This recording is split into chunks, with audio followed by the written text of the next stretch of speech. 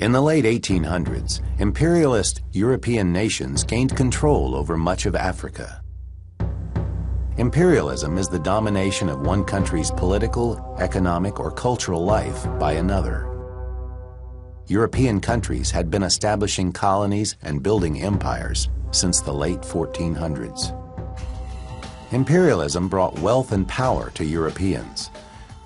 But the people living in colonies were often oppressed, abused, and in some cases, even killed.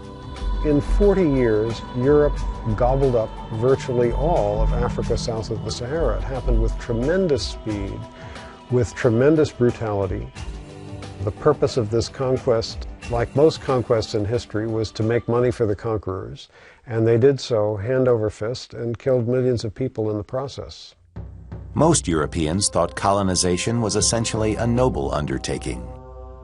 After all, they said, Europeans had strong economies, well-organized governments, and powerful armies and navies. Meanwhile, African nations were troubled by economic weakness and political divisions. The transatlantic slave trade, which did not end until the 1800s, had drastically reduced the populations of African societies. The slave trade had also contributed to intertribal warfare.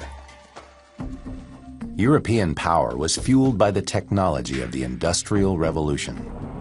New weapons and steam-powered locomotives and ships gave Europeans the ability to move quickly and fight wars with brutal efficiency. European manufacturers wanted access to natural resources such as rubber and petroleum. African colonies could also serve as vital ports for European merchant and naval ships. European missionaries urged Africans to give up their traditional beliefs and accept Western ways and religion. Missionaries opened hospitals and schools throughout the colonies. Sometimes they also furthered the political and economic goals of imperialist nations. Many Europeans exploited and oppressed native Africans. Some of the worst oppression occurred in the Congo. King Leopold and other wealthy Belgians exploited the land and people of the Congo. African laborers were forced to harvest ivory and rubber. Conditions were so horrible that the populations of some areas declined drastically. Belgian exploitation of the Congo set off a scramble for colonies. Britain, France, and Germany rushed to make claims in the region.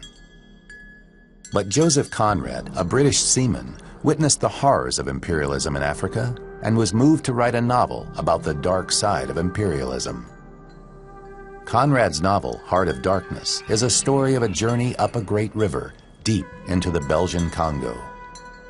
A businessman named Marlowe is sent into the Congo to discover what has happened to a riverboat station chief named Kurtz. When Marlowe finally finds Kurtz, he is horrified by what he sees. Kurtz has gone insane. He has set himself up as a kind of pagan god. He demands total obedience, and his reign brings death to the jungle. Conrad's novel brought the horrors of imperialism to life for European readers, but it did not end the scramble for colonies. By the early 1900s, only Liberia and Ethiopia had resisted European colonization. For the rest of Africa, there lay ahead a long and difficult struggle for independence.